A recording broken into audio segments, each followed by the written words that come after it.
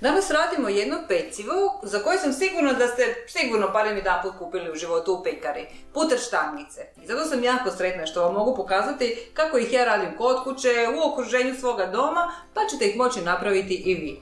Mirisne, pahuljaste, puteraste, jednostavno savršene.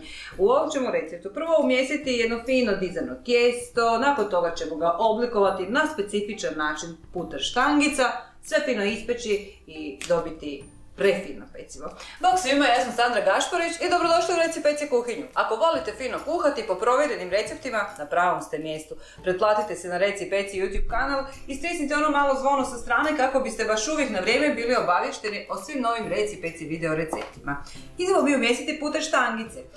Svi sastojci su ovdje ispred mene na stolu, točan popis napisat ću vam svakako dolje u opisu videa, a također ćete ispod imati i link na detaljan opis ovog recepta na mojoj stranici Reci Peci.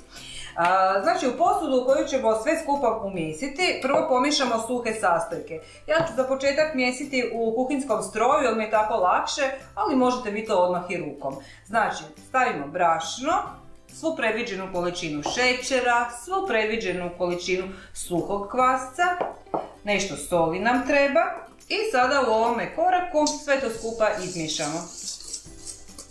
U sredini napravimo malo udubljenje u koje ćemo razbiti jedno cijelo jaje.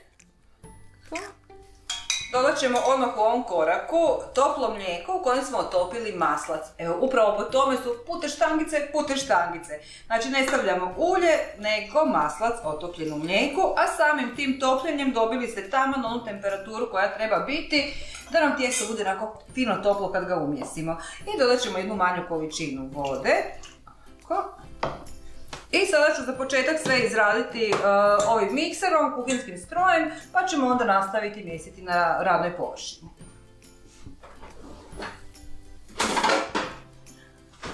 Sada kada smo tijesto prvotno ovako spojili da je postalo koliko toliko kompaktno, idemo ga nastaviti mjesiti rukama, znači nešto brašna pokraj imati kako bi se mogla posipati radna površina, da se ne lijepi sve skupa i mjesimo jedno 3 do 4 minute najmanje. U biti što ga duže mjesite, to će tijesto biti bolje.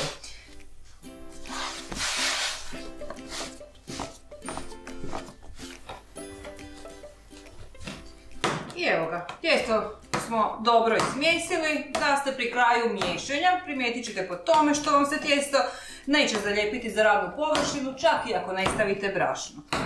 Tijesto je dobro uvijek ovako izlupati, znači ne radimo ovo slučajno i ovako iz dosade, nego jednostavno primijetila sam da je tijesto puno ljepše i ljepše se i radi s njim i ljepše se oblikuje i bude ljepše nakon pečenja ako se ovako malo nekoliko puta lupi sa tijestom u površinu.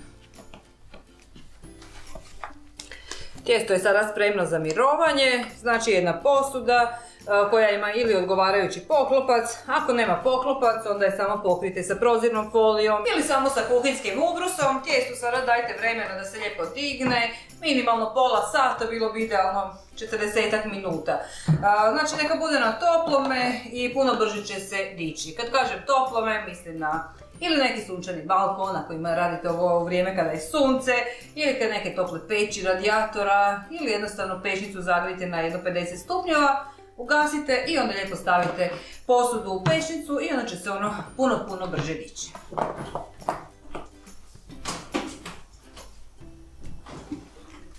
Sada kada nam se tijesto uzdignulo, pa vrijeme je da napravimo te puter štangice. Znači tijesto lijepo ovako stavimo na radnu površinu, lagano je malo samo pobrašnimo kako nam se ne bi ljepilo.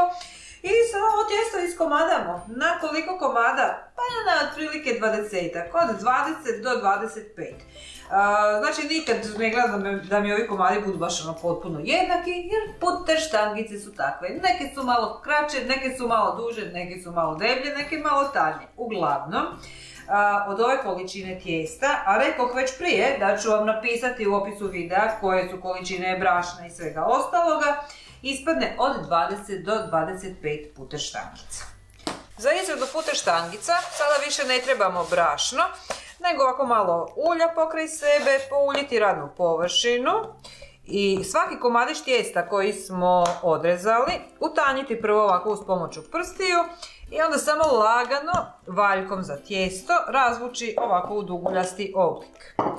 I sada uz pomoću prstiju početi rolati našu puter štangicu. Znači lagano samo ovako prema van i nekoliko puta narolamo do samoga kraja. I to je to! Prva puter štangica je gotova, odlažemo je u lim na papir za pečenje i na isti ovakav način napravimo sve.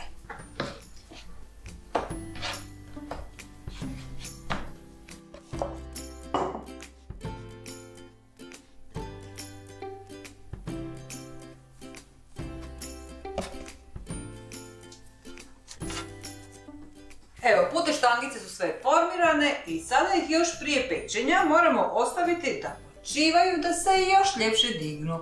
Znači, lijepo ih ušuškati ili ovako jednim kuhinskim ubrusom ili sa onom prozirnom folijom, s čim god hoćete. Bitno je pokriti ih kako se gore ne bi zasušila i opet u prostoriji mora biti dovoljno toplo. Nikako ne nekakav propuh ili nekakav vjetar.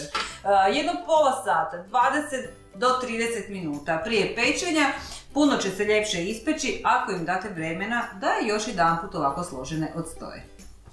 Nakon pola sata stajanja, a netom prije pečenja, naše puter štangice premažemo kombinacijom jednog umučenog žumanjca i jedno 4-5 žlica mlijeka. Mlijeko može biti ili hladno ili sobne temperature, svejedno je. I to će našim štangicama dati baš onako jedan lijepi sjaj. Ako želite puter štangice se netom prije pečenja mogu ovako posipati sezamom. Ja sezam obožavam pa volim posipavati peciva njime. Iako originalne puter štangice nisu sa sezamom nego baš ovako prazne. Zato slobodno možete ovo i izostaviti. Sada smo spremni za pečenje. Pečnica nam mora biti uključena na 200 stupnjeva. I puter štangice se peku 15 minuta. Nakon tih 15 minuta one će biti onako blago žute gore, ali to je i smisao puter štangice. Znači ovo nisu oni klasični klipići koji budu onako jako zapečeni i hrskavi. Ako ih ostavite recimo 20-25 minuta, onda će one samo postati kao klipići onako hrskave. Ali za puter štangice je nekako karakteristično da se ne prepeku jako, pa da ostanu onako više pahuljaste. Znači 15 minuta na 200 stupnjeva. I evo ga, puter štangice su gotove. Barem ova prva tura, zato što mi nisu sve stale na jedan lim, morala sam staviti i onaj drugi, a one, evo, završavaju se pa će biti i one uskoro. Puter štangice su fantastično pecivo, ako volite naravno fina topla domaća peciva. Ono što je fora sa puter štangicama u odnosu na druge kiflice, klipiće, kako god da ih zovete, je upravo taj sastav, stavili smo maslac u njih i to da ih nismo prepekli, nego moraju biti ovako fino blago samo zapečene. Ja se nadam, dragi moji, da vam se ovaj recept svidio, da ćete probati napraviti svoje puter štangice, koje su identične puter štangicama kakve možete naći u bilo kojoj pekari, ali još su malo i bolje. Probajte napraviti što prije, pišite u komentaru kako vam je ispalo i budite uz reci peci i neki sljedeći put. Bog svima, vidimo se!